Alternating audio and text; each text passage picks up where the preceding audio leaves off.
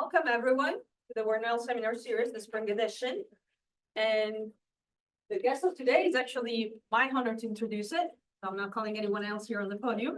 It is a pleasure to have with us Dr. Irene Barnes. She's a full professor at the Department of Biochemistry, Genetics, and Microbiology in the Division of Genetics at the University of Pretoria from South Africa. And she conducts research at the Forestry and Agricultural Biotechnology Institute, also known as FABI. That's how we usually refer to it.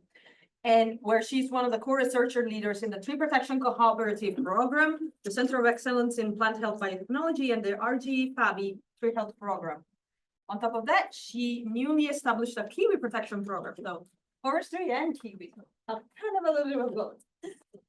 She holds a bachelor and a master's in microbiology and plant pathology, and a PhD in genetics, both from the University of Pretoria. She has more than 120 publications in both chapters altogether, so it is really an honor to have her here today. And I'll leave it to you, Irene. It's a pleasure to host you here. By the way, she's been a visiting scholar for 2 weeks, and she's staying another additional week here in Warnell. So if you are interested in having a talk with Irene, there's still time to reach out and meet and interact with her. Well, thank you, Irene. Great, thanks, Katrina. Thank you for the nice introduction. And it really is a pleasure to be here and to meet everybody and participate in the lab activities and everything. And it's really good. I understand. And also thank you, Katrina, for sponsoring me here and for inviting me to come and be a part of the next 3 weeks. So I understand that this is a class that has a lot of general interests, broad interests being in forestry. So today I thought I would keep it a bit light, and I hope that by the end of it you found something interesting at least. And because I am from the Southern Hemisphere and I'm now in the Northern Hemisphere, and sometimes people forget there are people in the South, I thought I would share a little bit about the research that we're doing in the Southern Hemisphere and in the tropics in terms of the forest health space. So I come from South Africa, which literally is the southern tip of Africa. And I am based in Pretoria, so a little bit inland. But we do have a lot of forestry that's taking place in South Africa, at least 1.3 million hectares. And you can see in the red dots where our forestry areas are situated. And we're mainly planting pine, eucalyptus. Those are our main 2 species. The percentages always vary depending on what's to plant what at what stage. And then a little bit of wattle.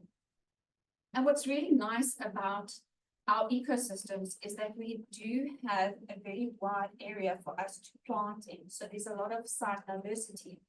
So these are slides from SAPI, one of our forestry companies, showing you that we have cool temperate regions that you can plant pines and eucalyptus in. And these are generally less than 16 degrees Celsius. So I think that's about 60 degrees Fahrenheit for you guys. We've got warm temperate areas. So these are cooler winters. We do have a bit of frost that takes place there. But then we also have subtropical regions. So these are our coastal regions. So anything above 20 degrees Celsius. So with this site diversity, it gives us a lot of opportunities to be able to plant various varieties and species in these various sites and elevations. And so if we look at here, we've got silvicultural zones, so subtropical, warm temperate, and cool temperate. And there's an indication of what varieties and species of eucalyptus we can plant at each one of those silvicultural zones and which pines that we're growing on it. So in the top, that's what SAPI is planting. And another one of our forestry companies, Mondi, and that's just a diagram of what they planting at their different elevations. So it gives us a nice opportunity to have a lot of variation in our forestry industry. So if we're looking at a pine plantation in South Africa, this is what it's looking like in this particular place, nice and hilly. We have short rotation pine that takes about 15 years that we're using for pulp. And we have long rotation pine that takes anything from about 25 to 30 years. And that's for sawlog. And this is what a typical eucalyptus plantation looks like in South Africa. Yeah, the rotation age is really short, so it can be anything from 8 to 10 years. And this is why people are liking to plant eucalyptus because it actually grows quite quickly. And then for the timber, it takes about 20 years. So those are basically what we're using. In this case over here, the eucalyptus, we are planting clonally, so it's clonally propagated, which means that every individual is the same. And this has a lot of advantages because you're getting your stock from the nursery, you're planting it all in one go. It has the same properties, so it's a choice species, it's uniform, and it's easier to manage. And in terms of silviculture, it's easy to manage as well. And then, of course, the mills really like it because it's easy for them to actually process with this the same uniformity. So with this clonal forestry, it has its advantages, as I said, but it also has a disadvantage. And this is if you've got a clone that happens to be very susceptible to a certain pest or pathogen. As you can see here, in the forefront over here, this is a eucalyptus clone that was planted in Eswatini, and it is being hammered by a pathogen. This pathogen has recently been introduced into South Africa. When I say recent, at least the last 10 years. But it's called Teradosperria destructans because it actually causes so much destruction. And on the bottom left-hand side, you can see what the spores look like. So the black that you see is just a mass load of spores. And this means that these spores can spread and that they go into the environment and they can cause disease. So Teradosperria destructans is not the only one that we're working with. In fact, with the global movement in trade, we are continuously being bombarded with new introductions of pest pathogens. And here is just an example of what we're dealing with in terms of eucalyptus just in South Africa. So we're getting this steady increase in pathogen pressure, and we need to be able to deal with that. And at FABI and the TPCP, which is the Tree Protection Program, of which I'm part of, we are looking at all of this. So it's not only on leaves, we're looking at things that affect the stem, things that affect the roots. So this is eucalyptus. We're dealing with a lot of pine pathogens as well. We're looking at wattle pathogens and others. And these are just some of the pathogens that we're dealing with. We're also dealing with a lot of pests, probably equally or if not more pest problems than the pathogens in South Africa. But if we've got this sort of problem occurring, how do we approach solving the issue and managing the issue? And we have some really good success stories. But as a plant pathologist at the heart and a forest pathologist, when I'm looking at a disease situation or going into a situation like that, always in the back of our minds, because of our training, we're thinking about this disease triangle. I'm not too sure how many of you are familiar with this or not, but it is this delicate interplay between what's happening with the pathogen, what's happening with the host, and what's happening with the environment. And if it's in a state of equilibrium, you don't really get disease. You might have the pathogen doing its thing, but there's no disease outbreak. If that delicate balance shifts because of any one of those components, you get the disease outbreak. And so in this case, we're looking at all three of these to form an integrated pest management strategy, which is your IPM. So on the pest side, we have our forest pathologists and entomologists. On the host, we're looking at the tree breeders, the propagation, deployment, and we're looking at things like genetic resistance. That's their job. Then in the environment, we're looking at people doing land management, looking at site species matching, silvicultural practices, what's best. And then not to forget that it's really important to do remote sensing and surveillance. I'm going to touch on that as well. So this includes risk modeling and GIS specialists. But because I'm interested in the pathogen section, I'm the forest pathologist. And so we do a lot more in the background to make sure that we can help with pest management. So what is the forest pathologist actually doing? So here are the research themes that we have in our group. And depending on the students and their research interests, they may be doing all of this or be focusing on certain parts of it. But if you have a disease outbreak, you really do need to figure out what's causing the disease. So we do a lot of taxonomy, phylogenetics, and sequencing. We really try to understand the biology of the pathogen. How does it spread? When does it spread? How often does it produce spores, for example? And that gets integrated into our research. Diagnostics is really, really important. And it's good to have this for quick and effective picking up that you have a disease problem. So here we've got the experts, they are developing LAMP, but this is definitely an area that is getting more attention in terms of molecular work. I think for all our major pests and pathogens, we develop molecular tools in order to be able to do population genetic studies. So we use microsatellite markers and also mating type markers. And then we do the population genetic studies and so on. So I work a lot in the population genetic space because I find that it answers a lot of interesting questions. And I had a colleague who is not in genetics, and she asked me, well, Irene, you're doing all of this population genetics. Is it actually effective? And is it actually applicable? And so I said, yes, absolutely, it's applicable. In actual fact, we're using it quite often. I use population genetics not only to look at the evolutionary history of organisms and to find out where their movement is, their patterns of spread. But if you look at population genetics, it also allows you to harness the potential of precision pest management, particularly in the plantation forests. So what do I mean about this? It's a bit of a mouthful. So when we're looking at PPM, precision pest management, what we actually want to do is we want to look at the variation and the diversity of the pest or pathogen system to develop the integrated pest management approach.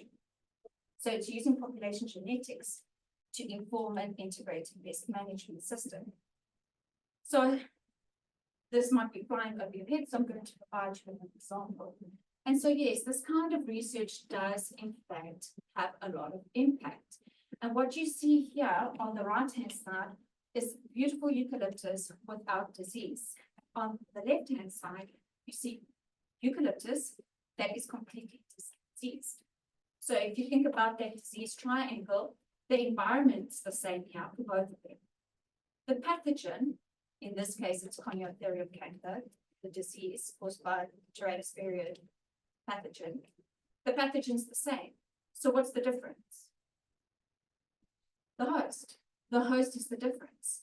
And on the right-hand side is genetic trees that we've actually screened for resistance against the pathogen. And those trees are from our commercial block, from our forestry company that we're working with and doing research with. On the left-hand side is an independent private farmer that just grew whatever, and he has problems now. So the impact of our research is actually really valuable, and this is a nice example. So when we're looking at precision pest management, we have to realize that it is the population and not the individual that causes the disease. So you might think that that's obvious, but this again is where population genetics becomes understand this concept. And in order to demonstrate an example of this, we'll look at wilt and canker disease of eucalyptus, and these are caused by a fungal species known as Ceratocistus. I don't know how many of you have heard about Ceratocistus diseases. This is a pathogen. That's the fungus, the pathogen. I think it's quite beautiful. I think it's exceptionally photogenic. And what's really amazing about this pathogen is that it has adapted and evolved to be able to spread. So on the left-hand side, you see this black bulbous thing with the neck, and it produces an aroma, and all the spores sit on the top of that neck. And this aroma attracts beetles, bark beetles and ambrosia beetles, or any kind of insects. Insects go towards the fungus, and these spores that you see here, they're sticky. So they stick to the beetles, and then they get transmitted. But not only that, these spores over here have got melanin pigmentation in them, which makes them resistant to UV, and it makes them resistant for survival purposes. So you'll find these kind of spores long-term in soil and in infected plant material.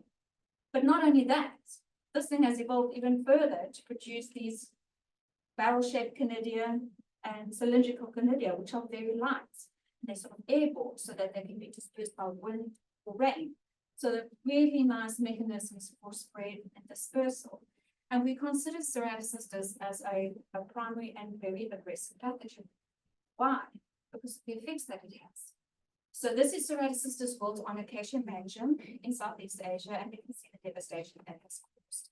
This is a very susceptible host to this particular pathogen, and it has caused literally hundreds and thousands of trees to die because of the disease, to the point that they can no longer grow Acacia mangum, which was a prized species for them in Southeast Asia. And it's a pity. But if you look at this photograph, at the back, you see the Acacia mangum, but in the front, you see eucalyptus. And it seems to be doing quite well in that same environment. And so this was hope for the industry, where then they decided to replant all the Acacia mangum with eucalyptus. And this, in this case, it's Eucalyptus paleta. And it was going quite well for some time until in 2017, they observed a new outbreak of disease on the eucalyptus. And you can see some of the internal discoloration, and when you cut into it, it causes this wilt effect. For us, typical symptoms of Ceratocistus disease. So this was quite curious, because now we're thinking, well, is the disease now on eucalyptus? Is it the same thing that was affecting the acacia?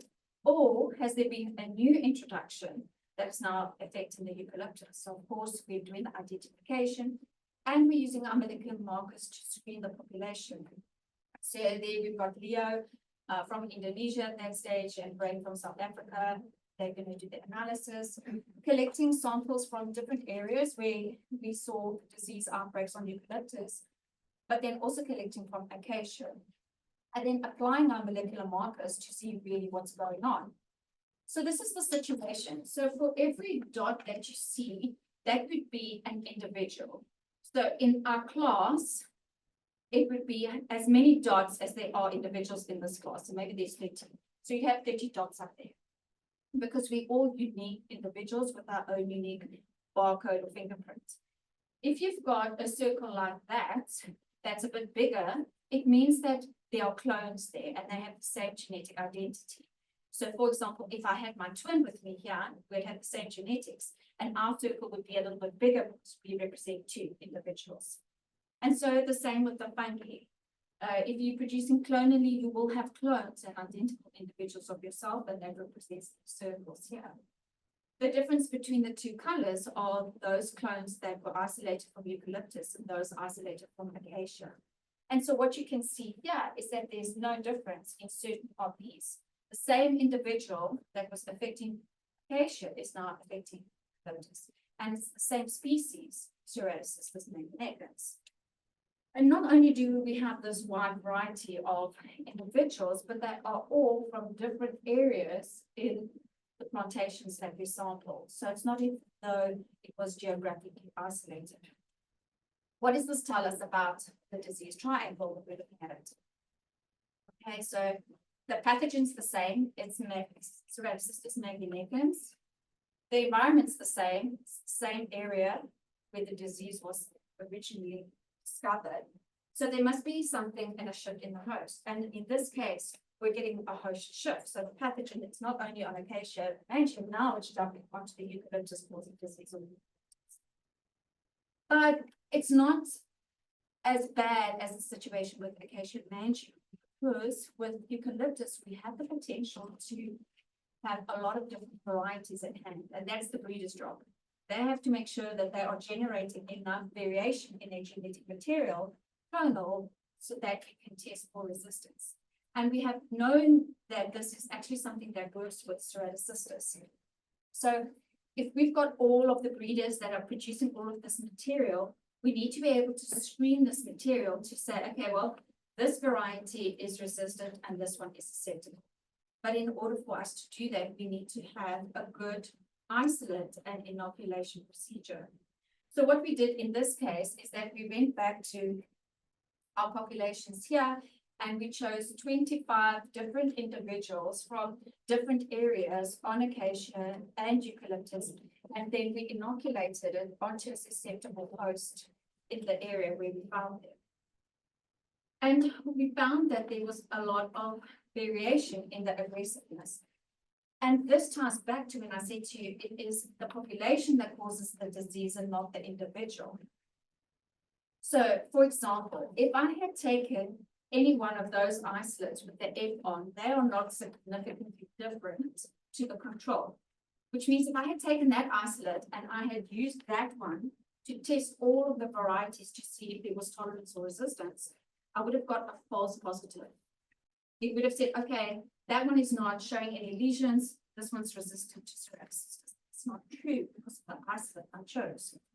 However, if I take an isolate from this side of the graph, those are the superior ones. Those are the ones that are the aggressive ones. And so if I'm using those ones to inoculate with, then I'm actually going to get a good response to it. And so this is why what is important for us when we're looking for resistance in the clones that are being generated, to make sure that we are actually providing them with a correct isolate and that it remains aggressive for these studies. That was in Indonesia, tropical place. Another thing about the tropical places is that once you get the pathogen in there, there are no seasons.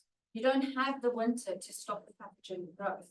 You continuously have something that's going to be a great temperature and environment for them to keep persisting.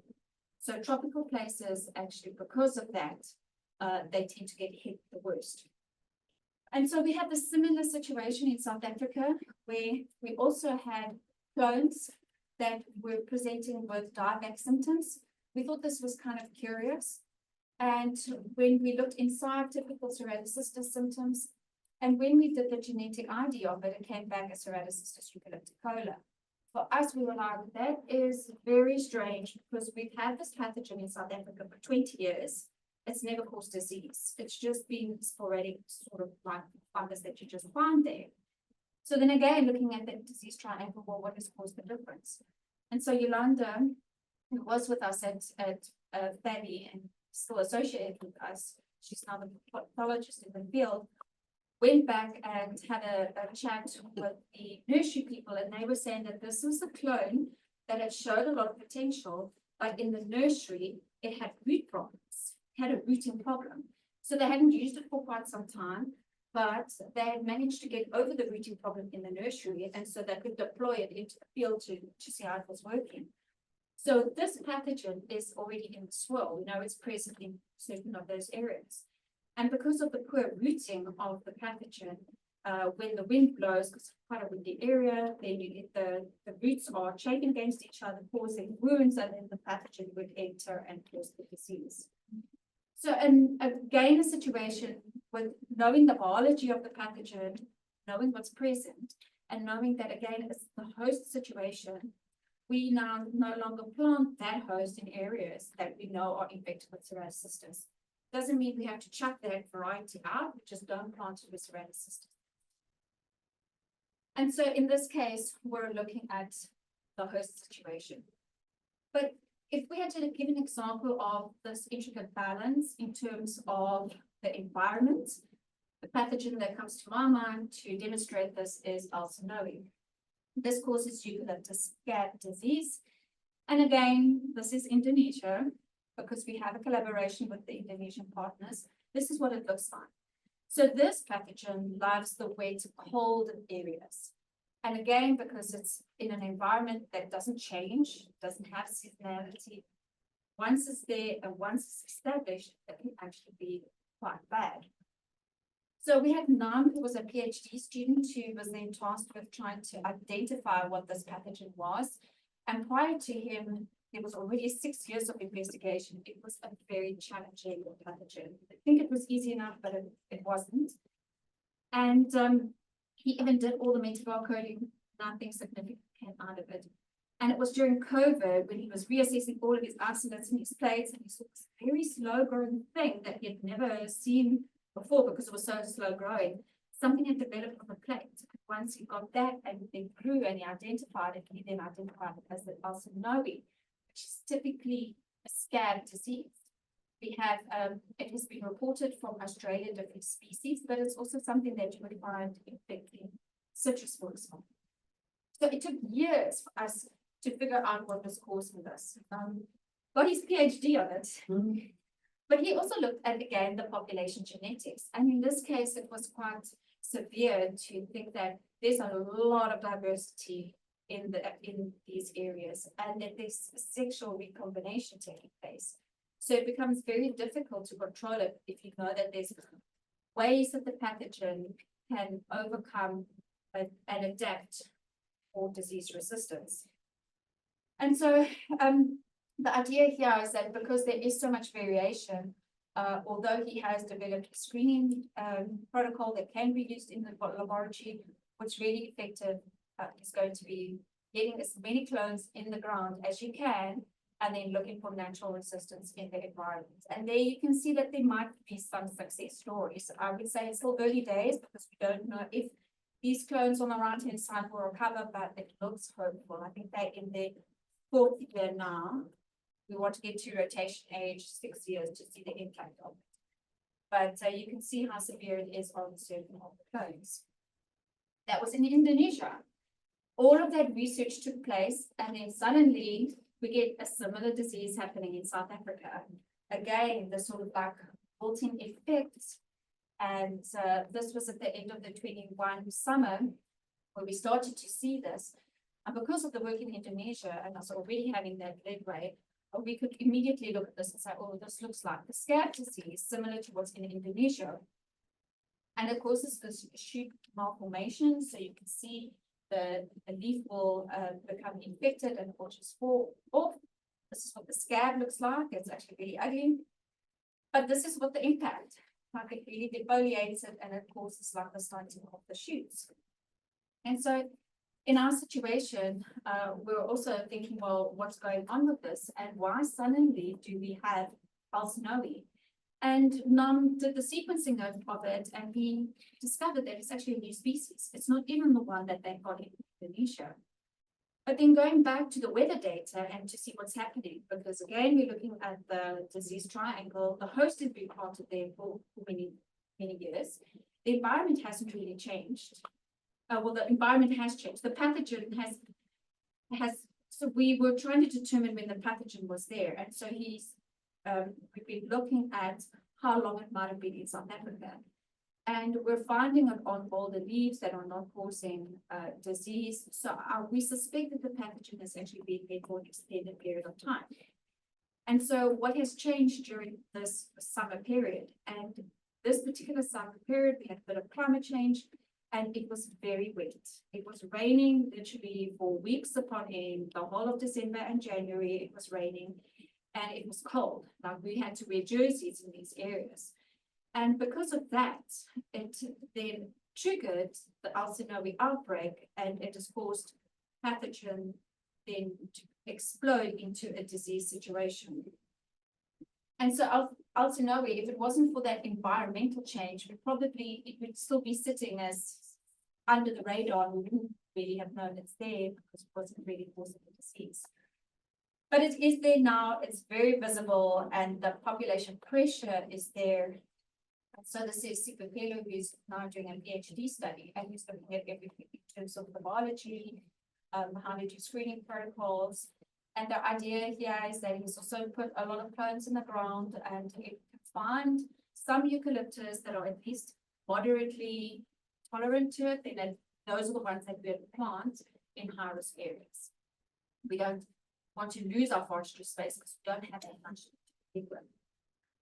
And the last example I want to share with you is the one on pine needle diseases. And I have to include this because we're here in Georgia and I'm with Katarina, with her group, and looking at pines and the work that they've actually been doing as well. So here's a demonstration of Dopostroma causing red bag needle blight disease, and then what typical symptoms of leganostincta look like. I think you should at least be familiar with those. But yes, we've also got Dopostroma outbreaks in South Africa, or we had.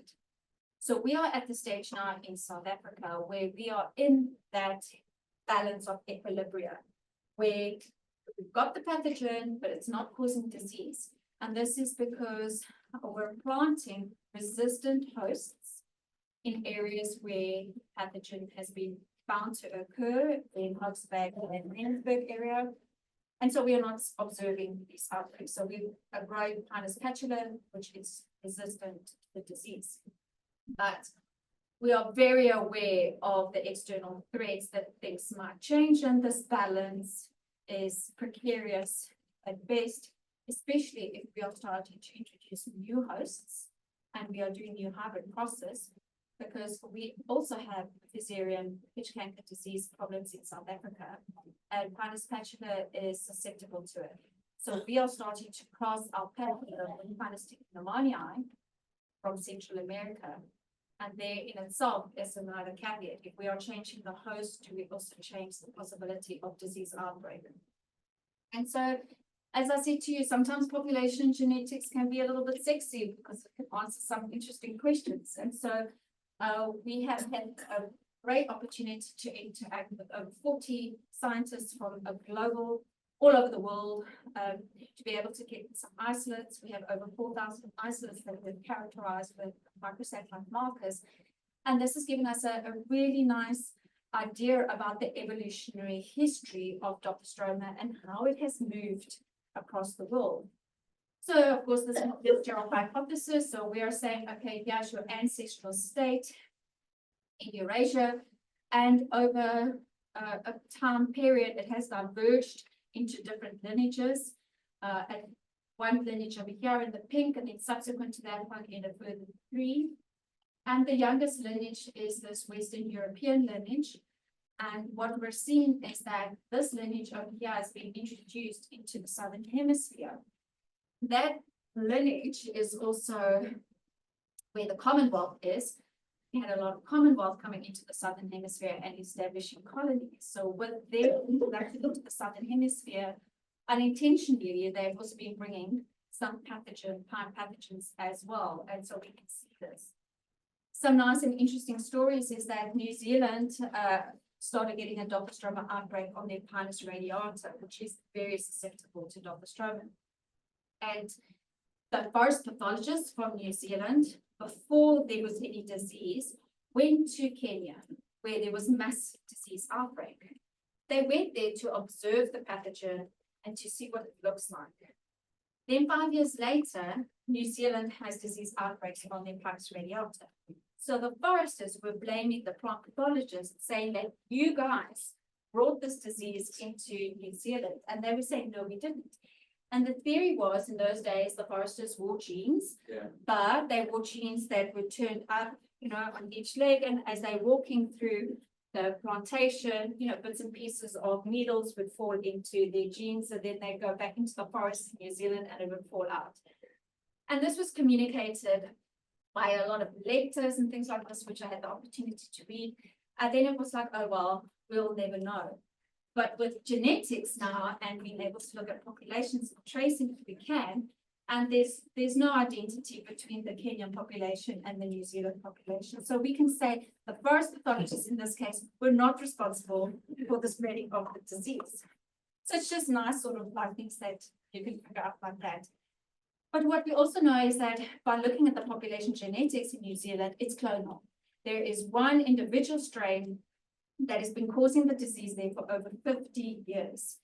They are in a unique situation where they can stop further introductions, and they've been monitoring it.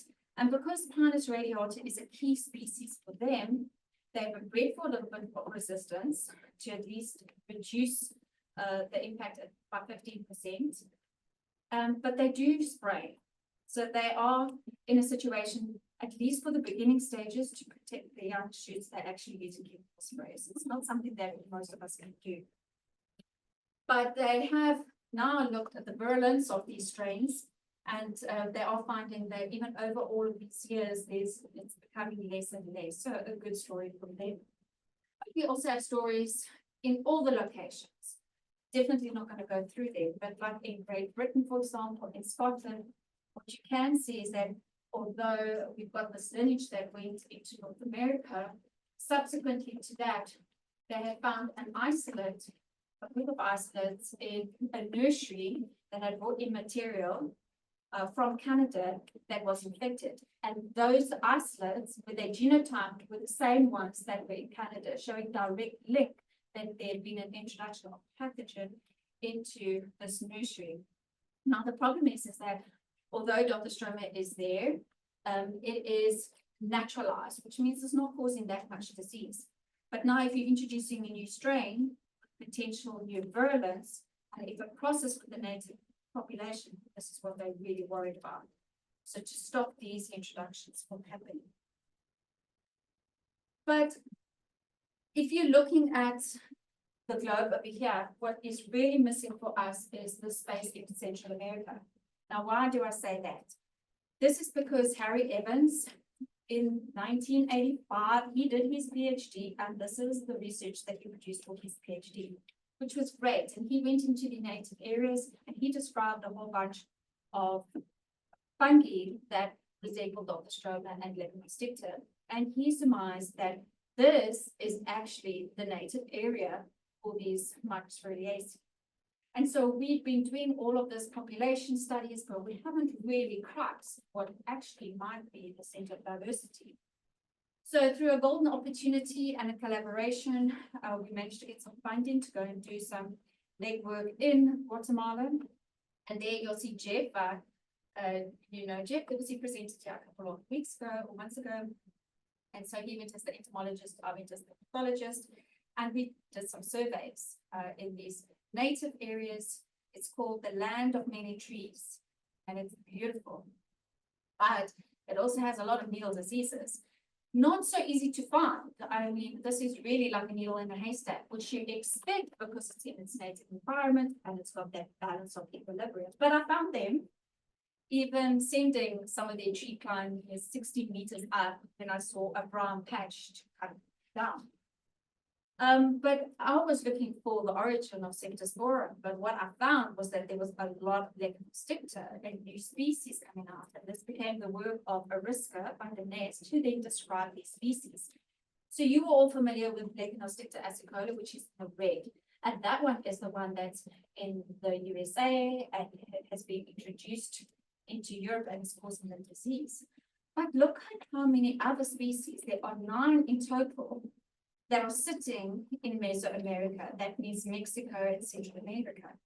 And if one of these pathogens, like aceticola, has moved out and caused so much disease, what is the potential if we're moving pines, Techinomania, into South Africa to cross it with Patula for resistance against this area? What is the risk in that scenario? So Ariska, she described those species. So this brings us to Colombia, where Carlos Rodas is, a good friend of ours. And he's like, Irene, we've got this needle blight problem. Can we please have a look at it? Yes, it's definitely Stroma. It looks like a fire has actually gone through these plantations. Using a population genetics approach, we collected isolates from all of the different forestry zones. And what was quite interesting for us is that we saw 2 distinct populations, one in the central and north, and a completely different one that is in the south, based on many genetic markers.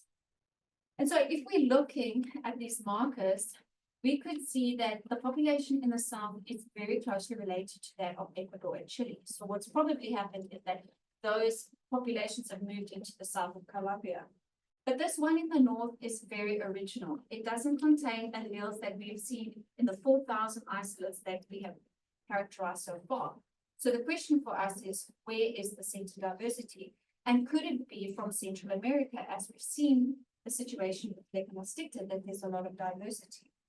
And so we do have a few isolates that we actually did genome sequencing, and in this paper, we did genome sequencing of a whole bunch of Stroma Septosporum. And what was interesting for us is that you've got this clay that's quite unique at the top, where Colombia groups quite closely with the Central America clay, very different to what we've got here in South Africa.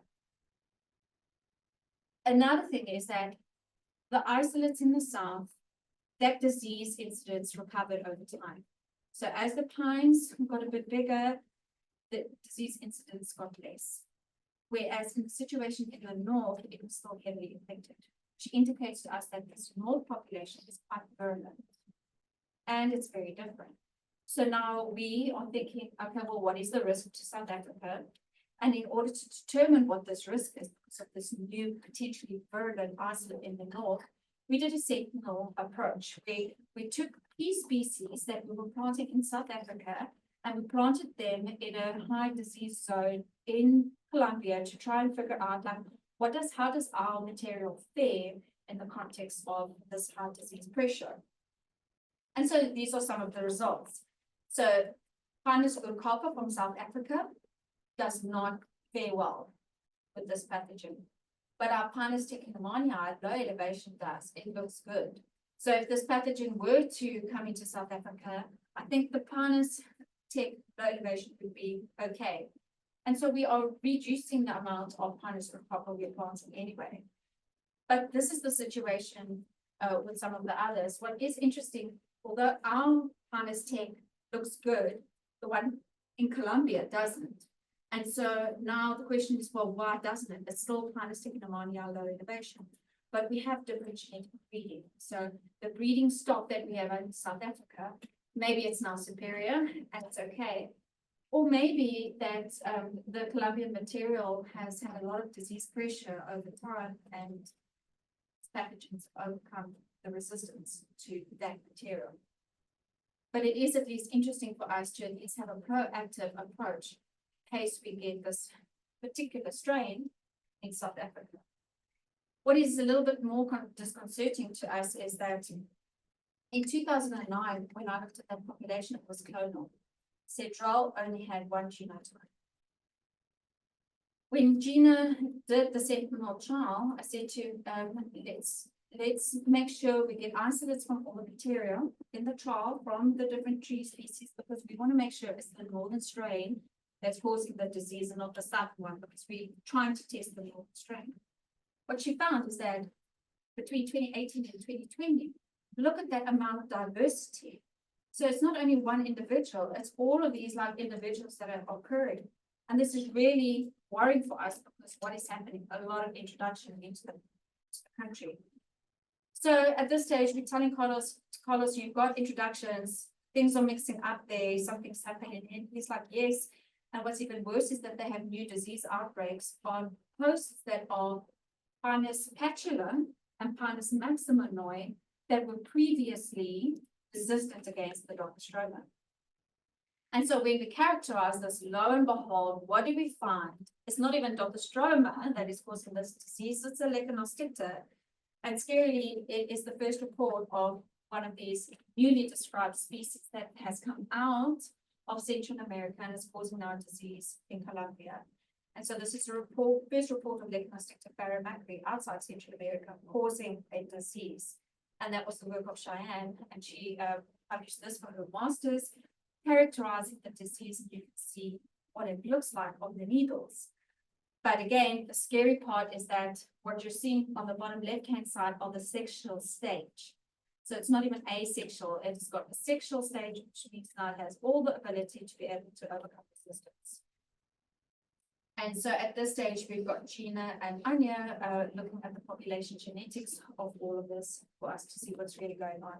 And Anya has now finished her work and she's probably going to hand in her master's tomorrow. So she's at the final stages. And so at one of the meetings, she'll be presenting this work.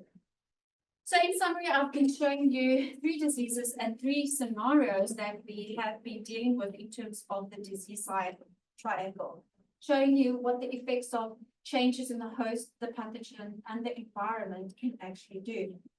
And so we have several take-home messages. It's important for us to know is that we are always going to get this disease pressure. We are always going to get new introductions occur. As much as we are traveling, importing material, unknowingly, we're going to have these introductions. And we really do need to stay ahead of this. But we do have powerful technology that is available for us to stay ahead of the game. And I've just demonstrated to you that population genetics can help inform us for a precision pest management approach to help with an integrated pest management strategy. What is really important and always for us as forest pathologists to remember is that we need to do continued surveillance. And this is critical because if you're here and you're seeing the disease, you think, yes, it might just be Asicola, but if you're not genotyping them, you're not characterizing them every now and again, you might miss the fact that it's a completely new disease that has actually emerged there, and it might actually jump onto other species. So surveillance for us is really important. And then collaboration is key. Of course, you've seen the collaboration we've done in what's happening with Colombia and what's happening with Indonesia. We're in the Southern Hemisphere, we're facing the same diseases. The knowledge that we're gaining from this is very helpful. And we have a huge network when it comes to research networks within Valley as well. And there is the saying that if you have competition, then you are closing doors. But if you collaborate, you are opening the doors for opportunities. And so we are on the collaboration stream going forward. And this collaboration and talking is not only between forest pathologists, it's between the foresters themselves, the forests and the pathologists, and also internationally. And that talking and collaboration has to happen at all different levels. But at this stage, we have to realize that forest health is now a global community project, really to keep trees healthy. And this warthog in the front here is my favorite animal, so I had to put him on there. And we do have the luxury of having some nice field days out and about. And just as a promotion, if you are interested a little bit more about the pathogen problems that we have in the Southern Hemisphere and Tropics, you can read this chapter in the Agrios textbook. And I'm really excited about this because it's the first time ever that forest pathology has been represented in the Bible of plant pathology when it comes to undergraduate studies. So we are there eventually. Thank you for listening.